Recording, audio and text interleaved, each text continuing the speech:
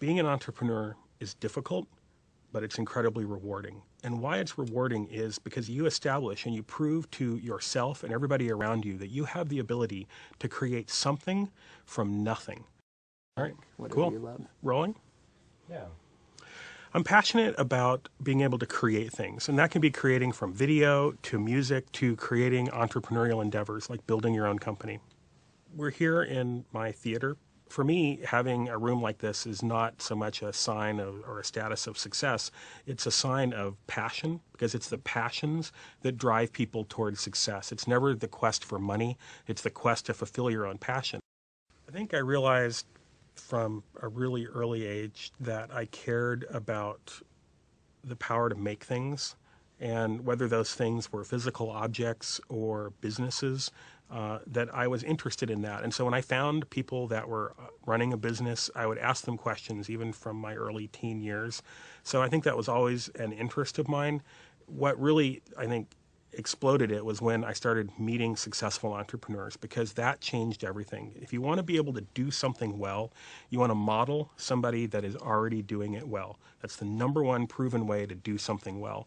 And the SCA gives you the opportunity to get close to people that have already done it, and you can now model those people. I got involved in the SCA because it's the kind of organization that I wish had existed when I was starting out as a young entrepreneur in my early 20s, because I thought I knew everything, and in reality there were so many things that I didn't know about. There were kind of the hidden rocks just under the surface of the water waiting to sink my boat, and I went through so many hard experiences, and it's so easy after you've been through those experiences to share them with other people and to maybe help them avoid some of those things or maybe maximize the potential for their success. And so it's just such a simple and easy thing to do, to go give a little bit back to all the people that had mentored and helped me along the way in informal ways, to come back and do it in a more formal way in the SCA, where it can really do even more people a lot of good. Entrepreneurship is full of highs and lows. So you have huge successes and you'll have a lot of failures. And the interesting thing is you learn the most from the failures. And so those are the experiences that you take with you that will help make the next success even bigger. And so I remember both the highs of the successes, but also the failures, because the failures to me are the most valuable thing for me to take forward. If you want to be an entrepreneur, you have to learn that failure is going to be a constant companion. Whether you're actually failing at the moment or just fearing failing, it's always going to be there in the back of your mind. And in fact, it's that fear of failure that drives you forward to success. But you shouldn't fear the failures. You should actually embrace them, because when they come with valuable lessons. And so you could lose the game, but you haven't really lost the war. You know, it's a battle and war kind of analogy. And I think that ultimately you choose when you fail, because you've only truly ultimately failed when you give up. As an entrepreneur, you are an idea machine. You have ideas about things that you want to build that come to you all the time. And ideas are kind of like your children, and you fall in love with them. And what I try to tell entrepreneurs who are starting out is that that is actually a little bit dangerous, because sometimes ideas are before their time, or they're not feasible for where you are or how you can resource them. And so you have to pick and choose amongst those ideas. So I think a more constructive way to think about it is, instead of your children, is to actually think about them as cattle.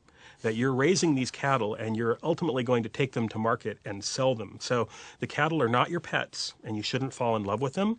They're tools that you're going to use, and they drive your business forward. That's really what your ideas are as an entrepreneur. So how many years have you been involved with the Sacramento Entrepreneurship Academy? I've been invited to be a guest lecturer at the SCA for the last 3 years, and it's been incredibly fun. So why do you do it? I do it because it's a way to give something back and maybe help young entrepreneurs who are out there just starting out avoid some of the pitfalls that I had to crawl over myself without a lot of help when I was starting out.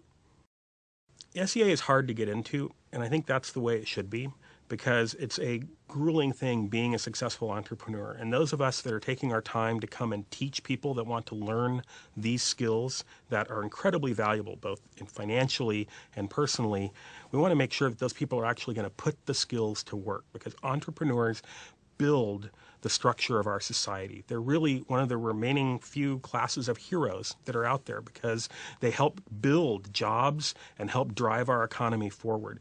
So I think in the future, the SCA plays a key role now in educating young entrepreneurs that want to go forward and take on that challenge, and also I think the joy of being able to execute against their own vision.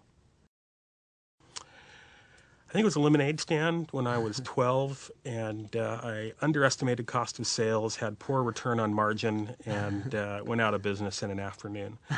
And I think it's a lot of those kind of failures through life that actually teach you the things that you need to look for that are keys to success.